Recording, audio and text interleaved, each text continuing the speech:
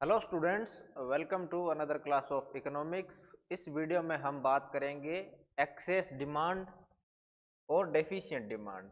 Access demand क्या होती है, डेफिशिएंट डिमांड क्या होती है, ग्राफिकली उनको कैसे मेज़र किया जाता है, ये सब देखेंगे।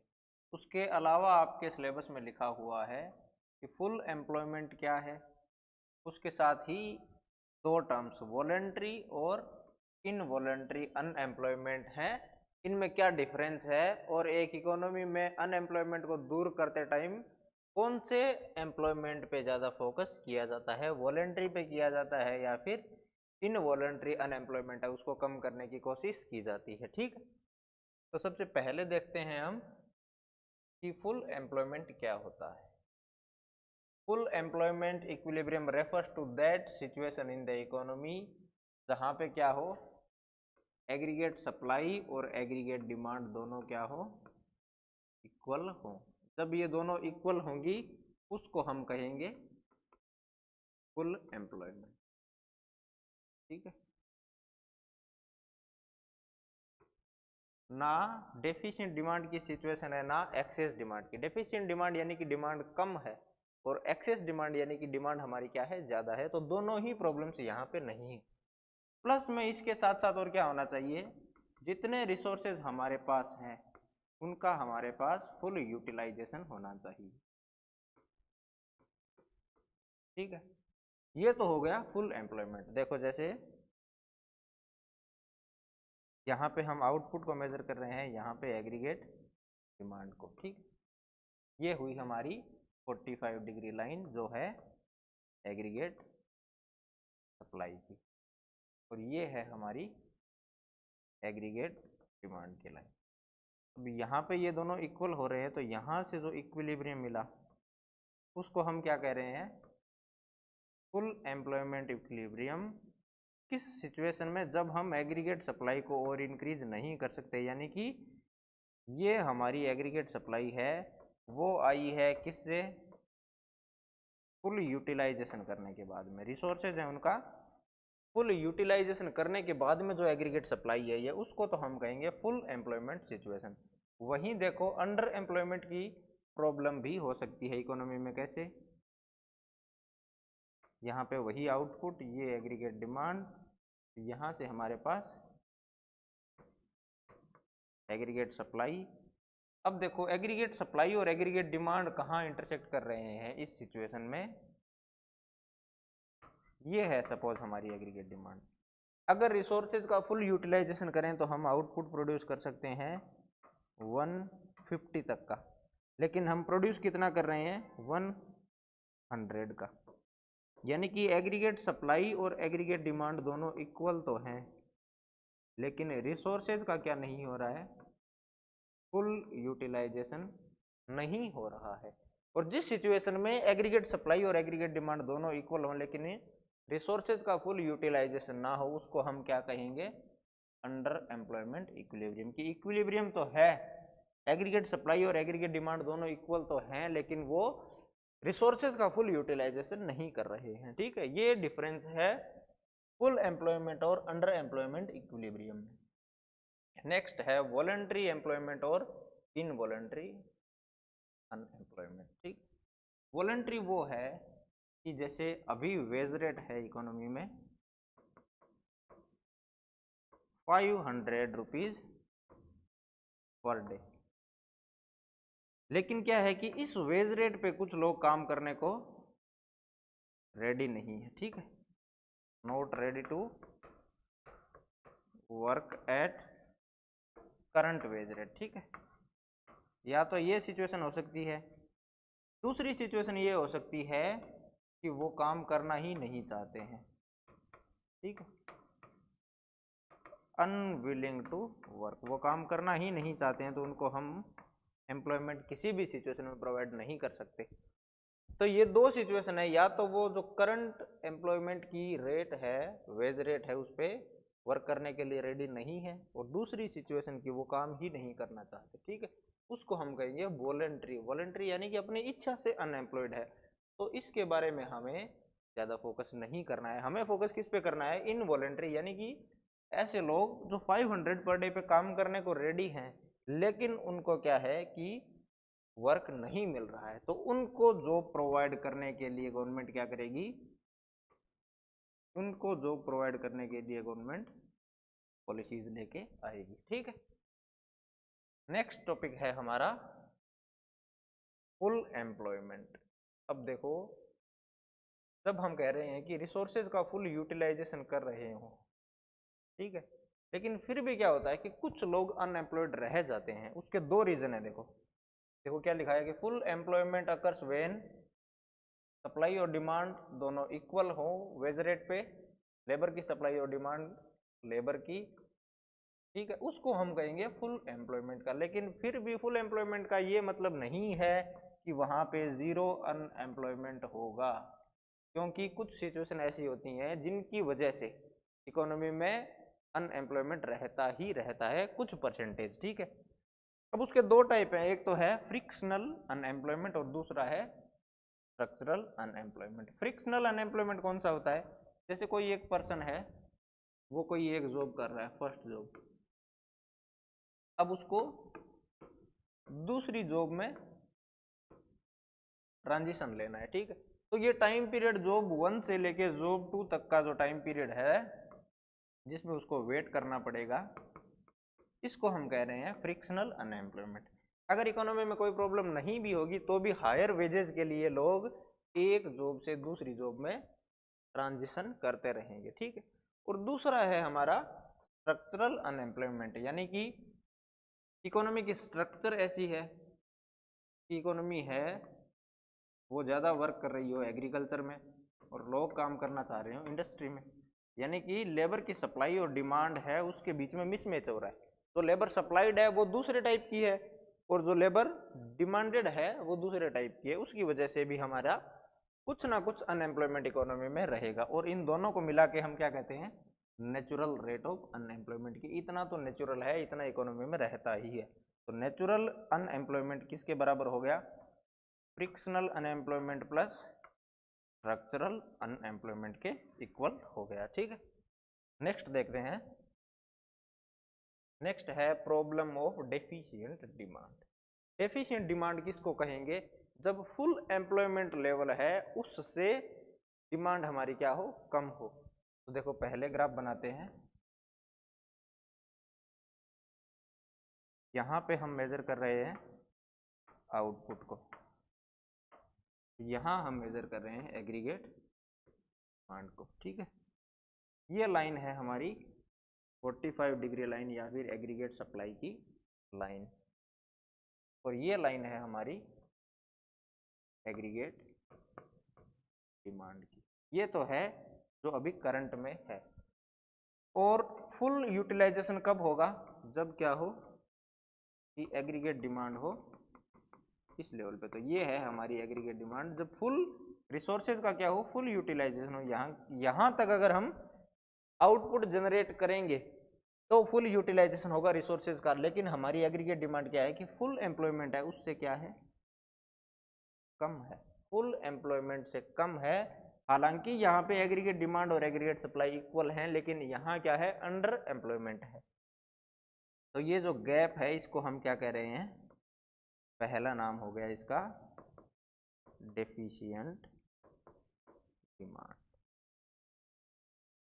ठीक है, फुल एम्प्लॉयमेंट पे इतनी अगर एग्रीगेट डिमांड होती तो रिसोर्सेज का फुल यूटिलाइजेशन होता, लेकिन रिसोर्सेज का फुल यूटिलाइजेशन नहीं हो रहा है। उसका रीज़न क्या है, उसका रीज़न है कि हमारे पास डेफिशिएंट डिमांड है। तो ये गैप जो है दोनों के बीच का, इसको हम कह रहे हैं डेफिशिएंट डिमांड। ठीक है, when it is lower than what is required for fuller utilization. Fuller utilization के लिए इतनी एग्रीगेट डिमांड की ज़रूरत है, लेकिन अभी हमारे पास सिर्फ इतनी ही एग्रीगेट डिमांड है। तो ये क्या है, ये है डेफिशिएंट डिमांड। ठीक है, नेक्स्ट है कि डिमांड के डेफिशिएंट होने के रीजंस क्या क्या हो सकते हैं। देखो डिमांड कहाँ से आती है, अगर हम जीडीपी की बात करें तो y is equal to C plus I plus G plus X minus N. C क्या है, कंज्यूमर स्पेंडिंग, आई है investment, G government expenditure X हो गया एक्सपोर्ट और एम हो गए इंपोर्ट। अब अगर ये चारों कंपोनेंट कम होंगे, अगर ये चारों कंपोनेंट डिक्रीज होंगे तो हमारी एग्रीगेट डिमांड है वो क्या रहेगी, कम रहेगी। और अगर इंपोर्ट इंक्रीज होते हैं तो भी हमारी एग्रीगेट डिमांड क्या रहेगी, कम रहेगी। तो पहला रीजन देखो, reduction in private consumption expenditure और सी, ये किसकी वजह से हो सकता है, जब क्या हो, मार्जिनल प्रोपेंसिटी टू कंज्यूम कम हो, यानी कि लोग कंजम्पशन में पैसे कम डाल रहे हैं, ठीक है। दूसरा है प्राइवेट इन्वेस्टमेंट एक्सपेंडिचर, अगर आई वाला कंपोनेंट कम होता है तो भी हमारी एग्रीगेट डिमांड कम होगी। रिडक्शन इन गवर्नमेंट एक्सपेंडिचर, अगर जी कम हो रहा है तो एग्रीगेट डिमांड भी कम हो रही है। डिक्लाइन इन एक्सपोर्ट्स, एक्सपोर्ट्स कम हुए तो भी एग्रीगेट डिमांड कम हो सकती है। Rise in import, import increase हुए तो भी हमारी एग्रीगेट डिमांड कम हो सकती है। और लास्ट है इंक्रीज इन टैक्स रेट, देखो टैक्स रेट इंक्रीज हुई तो लोगों की डिस्पोजेबल इनकम, यानी कि वो इनकम जिससे वो स्पेंडिंग करेंगे वो क्या हो जाएगी, कम हो जाएगी। इनकम कम हो जाएगी तो कंजम्पशन ऑटोमेटिकली कम हो जाएगा। तो ये रीजंस हैं जिनकी वजह से हमारी एग्रीगेट डिमांड डेफिशिएंट हो रही है, ठीक है। नेक्स्ट है कॉन्सिक्वेंसेस, क्या इम्पैक्ट होंगे अगर इकोनॉमी में कहीं पे एग्रीगेट डिमांड कम है तो। पहला तो ये है कि अंडर एम्प्लॉयमेंट होगा, क्योंकि ग्राफ बन रहा था, अगर फुल यूटिलाइजेशन करोगे तो आपका प्रोडक्शन होना चाहिए 150 का, लेकिन आपकी एग्रीगेट डिमांड क्या है, कम। एग्रीगेट डिमांड आपकी ये है, तो रिसोर्सेज का अंडर यूटिलाइजेशन हो रहा है, इसको हम क्या कर रहे हैं, अंडर एम्प्लॉयमेंट, ठीक है, पहली बात। दूसरी बात डिफ्लेशनरी गैप, ये जो गैप है जिसको हमने पहला नाम दिया था deficient demand, deficient aggregate demand, इसी का दूसरा नाम क्या है, इसी का दूसरा नाम है डिफ्लेशनरी गैप, ठीक है। डिफ्लेशनरी गैप में क्या होता है, देखो सबसे पहले एग्रीगेट डिमांड कम हुई, एग्रीगेट डिमांड कम है तो इन्वेस्टमेंट भी कम होगा, क्योंकि अगर लोग डिमांड कम कर रहे हैं तो कंपनीज इन्वेस्ट भी कम करेंगी, तो इन्वेस्टमेंट कम हुआ, इन्वेस्टमेंट कम हुआ तो आउटपुट कम होगा, आउटपुट कम हुआ तो इनकम कम होगी, और अगर इनकम कम होगी तो फिर से एग्रीगेट डिमांड कम होगी। ये इसको कहते हैं हम विशियस सर्कल, ठीक है। देखो इसमें क्या हो रहा है कि सबसे पहले हमारे पास लो एग्रीगेट डिमांड है तो हमारे इन्वेस्टमेंट्स क्या हुए, कम हुए, तो ये रहे हमारे लोअर इन्वेस्टमेंट। अगर इन्वेस्टमेंट कम है तो आउटपुट कम होगा, और अगर आउटपुट कम है तो इनकम कम होगी, अगर इनकम कम है तो फिर से एग्रीगेट डिमांड कम होगी, ये साइकिल चलता रहेगा, ठीक है। इसको हम कहते हैं लोअर लेवल इक्विलिब्रियम ट्रैप, यानी कि ये लोअर इक्विलिब्रियम है उसकी तरफ मूव करती जा रही है, ठीक है। इसको बाहर नहीं निकाला जा सकता अगर एग्रीगेट डिमांड को करेक्ट नहीं किया जाए तो। तीसरा है कि अनडिजायर्ड स्टॉक्स होंगे, प्रोडक्शन हुआ था 100 यूनिट्स की, एग्रीगेट डिमांड आएगी उसके हिसाब से, एग्रीगेट डिमांड आई सिर्फ 50 रुपये की, तो 50 रुपये की क्या हो गए, अनडिजायर्ड स्टॉक हो गए। Loss of profits, prices crash, ठीक। लॉस ऑफ प्रॉफिट कैसे होगा कि अगर एग्रीगेट डिमांड कम है, प्रोडक्शन हुआ है 100 यूनिट्स का, डिमांड आ रही है सिर्फ 50 यूनिट्स की, तो प्राइसेस क्या हो जाएंगी, कम हो जाएंगी। अगर डिमांड कम है किसी कमोडिटी की तो उसकी प्राइसेस ऑटोमेटिकली कम हो जाएंगी, ऑटोमेटिकली कम हो जाएंगी प्राइसेस तो प्रॉफिट भी कम हो जाएगा। तो ये सारे कॉन्सिक्वेंसेज हैं एग्रीगेट डिमांड कम होने के लिए। तो यहाँ से आपको साफ साफ पता चल रहा है कि एग्रीगेट डिमांड को करेक्ट करना कितना जरूरी है, ठीक है। सेम उसका ऑपोजिट है आपका एक्सेस डिमांड का। एक्सेस डिमांड में क्या होगा, देखो ये हमारी एग्रीगेट सप्लाई लाइन, यहाँ पे मेजर कर रहे हैं हम आउटपुट को, और ये है एग्रीगेट डिमांड। अब हमें क्या देखना है, एक्सेस डिमांड देखना है, ठीक है।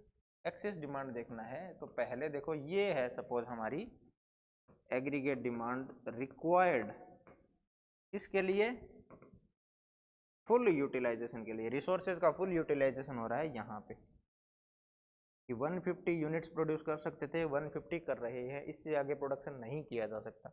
लेकिन एक्चुअल में हमारे पास क्या है, एक्चुअल में हमारे पास है एग्रीगेट डिमांड ये, तो एग्रीगेट डिमांड ये है हमारी एक्चुअल। अब देखो 150 से आगे रिसोर्सेज ही नहीं है तो प्रोडक्शन तो इंक्रीज नहीं हो सकता, तो ये फुल एम्प्लॉयमेंट है, इससे ज्यादा जितनी भी डिमांड है उसको हम क्या कह रहे हैं, एक्सेस, यानी कि ज्यादा डिमांड है। तो ये गैप रिक्वायर्ड एग्रीगेट डिमांड और एक्चुअल एग्रीगेट डिमांड है, इन दोनों के बीच का जो गैप है इसको हम क्या कह रहे हैं, एक्सेस डिमांड कह रहे हैं, और इसी को हम दूसरा नाम देते हैं इन्फ्लेशनरी गैप। अब देखो यहीं से सारे कंक्लूजन निकालते हैं। पहला कंक्लूजन ये कि अगर एक्सेस डिमांड होती है तो रिसोर्सेज लिमिटेड हैं, उनका फुल यूटिलाइजेशन हो रहा है, तो जीडीपी ग्रोथ क्या नहीं है, जीडीपी ग्रोथ पॉसिबल नहीं है।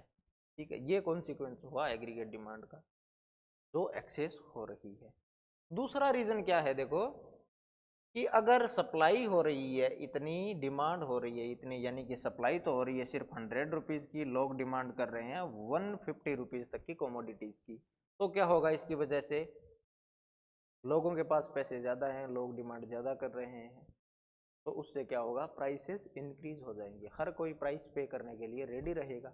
अगर प्राइसेस इंक्रीज हो जाएंगे तो उसको हम कहते हैं इन्फ्लेशन, और ये गैप क्या मेजर कर रहा है, इन्फ्लेशनरी गैप। ठीक है, देखिए causes of excess demand, same जो डेफिशिएंट डिमांड थी उसका आपको अपोजिट कर देना है।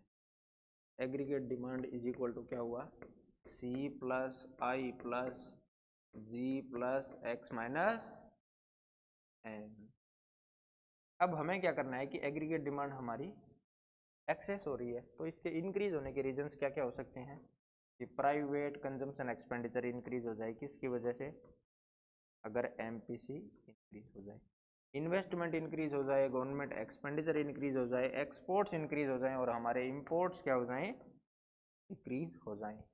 इसके अलावा टैक्स रेट, अगर टैक्स रेट कम होगी तो डिस्पोजेबल इनकम क्या होगी, डिस्पोजेबल इनकम होगी ज़्यादा, इनकम ज़्यादा होगी तो कंजम्पशन भी ज़्यादा होगा। ठीक है, तो ये कंपोनेंट तो हमारे इंक्रीज हो और एम और टी वाले कंपोनेंट हमारे क्या हो, डिक्रीज हो, तब हमारे पास कैसी सिचुएशन होगी, एक्सेस एग्रीगेट डिमांड की। अब है कॉन्सिक्वेंस क्या होगा अगर एक्सेस डिमांड है, तो पहला जो मैंने ऑलरेडी आपको बता दिया है, एक्सेस डिमांड है, pressure of demand on existing resources, उससे क्या होगा, कॉस्ट ऑफ प्रोडक्शन इंक्रीज होगी, क्योंकि जितने रिसोर्सेज हैं उनको यूटिलाइज कर रहे हैं, उसके बाद में हम क्या करेंगे कि जिनका अंडर यूटिलाइजेशन कर रहे थे उनका यूटिलाइजेशन करेंगे। ठीक है, फिर उससे क्या होगा, प्राइस लेवल इंक्रीज होगी, प्राइस लेवल इंक्रीज होगी और आउटपुट रहेगा कॉन्स्टेंट, तो क्या होगा, देखो कि रियल जीडीपी है वो तो रहेगी कॉन्स्टेंट, और अगर प्राइसेज इंक्रीज हो रही हैं तो सिर्फ हमारी नॉमिनल जीडीपी इंक्रीज हो सकती है, रियल जीडीपी इंक्रीज नहीं होगी। ठीक है, फिर है स्टैटिक जीडीपी, यानी कि जीडीपी को इंक्रीज नहीं किया जा सकता। Excess demand and wage price spiral, देखो वेज प्राइस स्पाइरल क्या है, वेज प्राइस स्पाइरल ये है कि डिमांड इंक्रीज हुई, अगर डिमांड इंक्रीज हुई है तो प्राइसेज इंक्रीज होंगी, प्राइस अगर इंक्रीज होगी तो जो लोग काम कर रहे हैं वो क्या करेंगे कि हमारा वेज इंक्रीज किया जाए, वेज इंक्रीज होगी तो फिर से इनकम इंक्रीज होगी, इनकम इंक्रीज होगी तो फिर से लोग ज़्यादा डिमांड करेंगे, यानी कि ये साइकिल चलता रहेगा। एग्रीगेट डिमांड इंक्रीज होती जाएगी, लोग ज़्यादा वेजेस डिमांड करते जाएंगे, वेजेस इंक्रीज होते रहेंगे, ऐसे वेज प्राइसेज स्पाइरल चलता रहेगा। लॉस ऑफ प्रॉफिट किसकी वजह से होगा, कि उनको दिख रहा है कि अगर प्रोडक्शन कर दें, अगर प्रोडक्शन कर दें तो हमें प्रॉफिट मिलेगा, लेकिन वो प्रॉफिट उनको नहीं मिल रहा है क्योंकि रिसोर्सेज नहीं है स्टैटिक जीडीपी के कारण। नेक्स्ट है इन्फ्लेशनरी और डिफ्लेशनरी गैप है, इन दोनों के बीच में क्या डिफरेंस। सबसे पहले तो इन्फ्लेशनरी गैप किसकी वजह से हो रहा है, इन्फ्लेशनरी गैप हो रहा है हमारा एक्सेस एग्रीगेट डिमांड के कारण, और ये हो रहा है हमारा डेफिशिएंट एग्रीगेट डिमांड के कारण। ये कब अकर होगा? जब aggregate demand is greater than aggregate supply. और ये कब होगा? जब aggregate demand is lower than aggregate supply. ठीक, it is the excess of AD over and above its required level to maintain full employment. और ये क्या है कि जो फुल एम्प्लॉयमेंट है उससे कम हमारी एग्रीगेट डिमांड है। सेकंड है, जब एग्रीगेट डिमांड एग्रीगेट सप्लाई से ज़्यादा हो फुल एम्प्लॉयमेंट लेवल पे तो इन्फ्लेशनरी गैप होगा, और एग्रीगेट डिमांड अगर कम हो तो डेफिशिएंट डिमांड होगी। बस यही है जो लिखा हुआ है, एक्सेस डिमांड और डेफिशिएंट डिमांड का आपको ध्यान में रहना चाहिए। Level of output is constant, नहीं चेंज हो सकता क्योंकि पहले ही हम फुल एम्प्लॉयमेंट पे काम कर रहे हैं। Level of output is less than at full employment level. Full employment level पे जितने एम्प्लॉयमेंट की ज़रूरत थी या जितने आउटपुट की ज़रूरत थी उससे आउटपुट क्या हो रहा है? कम प्रोड्यूस हो रहा है। देयर इज नो अनएम्प्लॉयमेंट, क्योंकि सारे लोग काम कर रहे हैं, तभी तो इन्फ्लेशनरी गैप आया है, क्योंकि एक्सेस डिमांड हो रही है। यानी कि डिमांड फुल एम्प्लॉयमेंट से ज़्यादा हो रही है तो अनएम्प्लॉयमेंट की तो कोई प्रॉब्लम हो ही नहीं सकती। लेकिन इस केस में क्या है? अनएम्प्लॉयमेंट या फिर अंडर एम्प्लॉयमेंट की प्रॉब्लम हो सकती है। अब इसका प्राइमरी जो कॉन्सिक्वेंस हुआ था वो क्या था? वेज प्राइस स्पाइरल हो रहा था, और यहाँ पे लो लेवल इक्विलिब्रियम ट्रैप हो रहा था। ये सारे डिफरेंसेस आपको ध्यान में रखने हैं अपने आंसर्स को करेक्ट करने के लिए। नेक्स्ट है कि ये दोनों प्रॉब्लम्स हैं उनको सही कैसे किया जाए। सबसे पहले हम देखते हैं कि measures to correct deficient and excess demand, fiscal और मॉनेटरी सॉल्यूशंस क्या क्या हो सकते हैं। ठीक, फिस्कल में कौन से आएंगे? जो government of India policy decisions लेगी वो। और मॉनेटरी पॉलिसीज में कौन सी आएंगी? जो डिसीजंस आरबीआई लेगी। अब आरबीआई सीआरआर से रिलेटेड कोई भी डिसीजन ले सकती है, एसएलआर से रिलेटेड ले सकती है, रिवर्स रेपो से ले सकती है, रेपो रेट से ले सकती है। बहुत सारे इंस्ट्रूमेंट्स हैं, उनकी हेल्प से कैसे इसको करेक्ट किया जा सकता है। ठीक है, सबसे पहले देखते हैं फिस्कल मेजर क्या है, गवर्नमेंट क्या क्या डिसीजंस ले सकती है। पहला है गवर्नमेंट एक्सपेंडिचर, जी वाला कंपोनेंट। अब यहाँ पे देखो, यहाँ पे हमारी प्रॉब्लम है सपोज एग्रीगेट डिमांड की, कौन सी? एक्सेस की, और यहाँ पे प्रॉब्लम है एफिशिएंट। ठीक,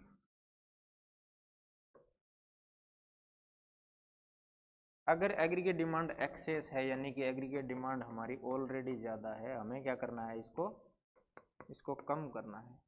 और एग्रीगेट डिमांड का हमें पता है सी plus I plus G plus X minus N.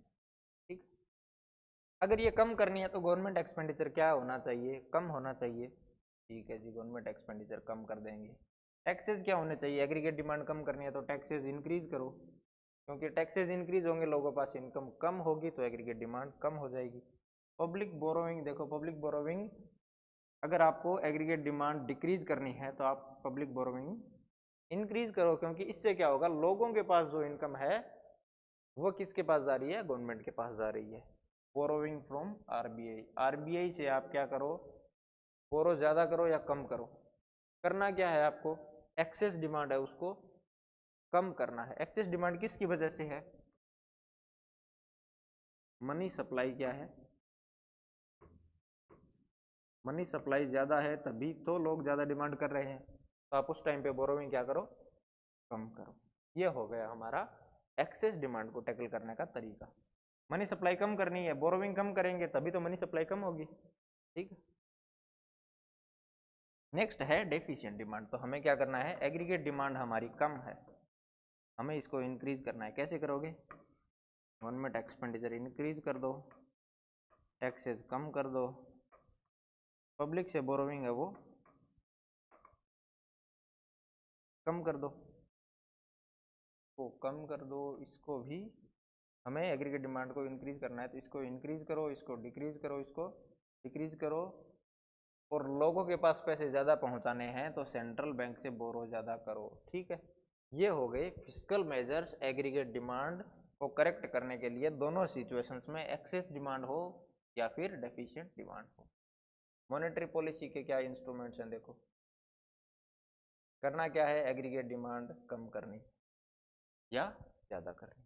ठीक, एग्रीगेट डिमांड अगर हमें कम करनी हो, यानी कि एक्सेस एग्रीगेट डिमांड हो, लोगों के पास क्या छोड़ने हैं, हमें पैसे कम छोड़ने हैं, यानी कि मनी सप्लाई हमें क्या करनी है, मनी सप्लाई करनी है कम। और वहीं अगर डेफिशिएंट एग्रीगेट डिमांड हो तो क्या करना है, हमें एग्रीगेट डिमांड को इंक्रीज करना है, यानी कि लोगों के पास पैसे ज़्यादा पहुंचाओ तभी तो लोग क्या करेंगे, डिमांड करेंगे, तो मनी सप्लाई इंक्रीज करनी। सबसे पहले to correct situation of excess demand, excess demand को हम कैसे सही करेंगे। ठीक, ये क्या कह रहे हैं, बैंक रेट और रेपो रेट दोनों को इंक्रीज कर दो। एक्सेस डिमांड है यानी कि लोगों के पास पहले से पैसे ज़्यादा है, हमें क्या करना है, उनसे पैसे कम करने हैं, सर्कुलेशन में पैसे क्या करने हैं, कम करने हैं। अगर बैंक रेट और रेपो रेट इंक्रीज कर दी, रेपो रेट यानी कि वो रेट जिस पे कॉमर्शियल बैंक्स लोन ले रही हैं आरबीआई से, अगर वो हमने इंक्रीज कर दी तो लोन लेना क्या हो गया, कॉस्टली हो गया, तो बैंक्स कम लोन लेंगी, कम लोन लेंगी तो जनरल पब्लिक को कम पैसे देंगी। सभी रेट्स को इंक्रीज कर दो, देखो सीधा सा बात है।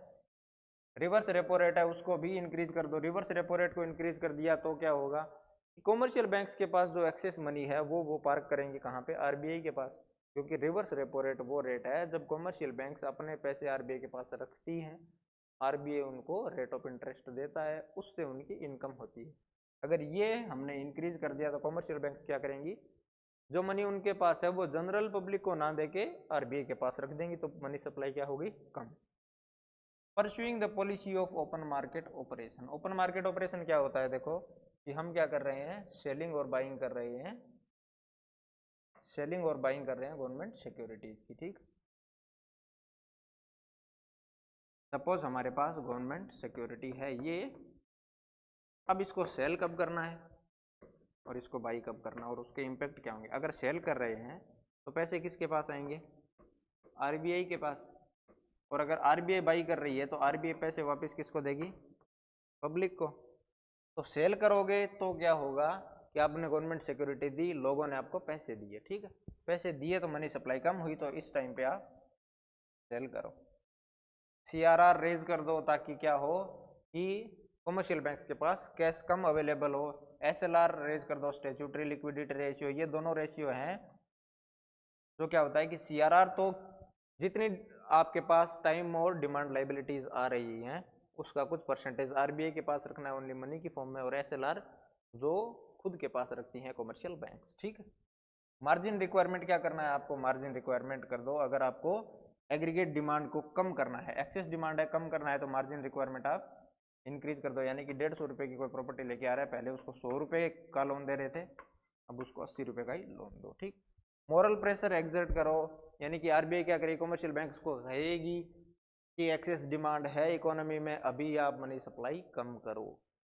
क्रेडिट रेशनिंग इंट्रोड्यूस कर दी कि ये सेक्टर है इसमें 10% जाना चाहिए, रूरल सेक्टर है उसमें 20%, एससी है उसमें 30%, ऐसे कर दिया ताकि जो इन्वेस्टमेंट है उसके एरियाज को कम किया जा सके। ठीक है, अब ये हो गया डियर मनी पॉलिसी परस्यू की जाती है। डियर मनी पॉलिसी कौन सी होती है, जहां पे हम क्या कर रहे हैं, मनी सप्लाई को कम कर रहे हैं और रेट्स को क्या कर रहे हैं, इंक्रीज कर रहे हैं। और डियर मनी पॉलिसी है, इसी का दूसरा नाम क्या है, कॉन्ट्रैक्शनरी मॉनेटरी पॉलिसी, यानी कि हम मनी सप्लाई को क्या कर रहे हैं, कम कर रहे हैं, कॉन्ट्रैक्ट कर रहे हैं, तो इसी का दूसरा नाम है कॉन्ट्रैक्शनरी मनी सप्लाई या फिर मॉनेटरी पॉलिसी।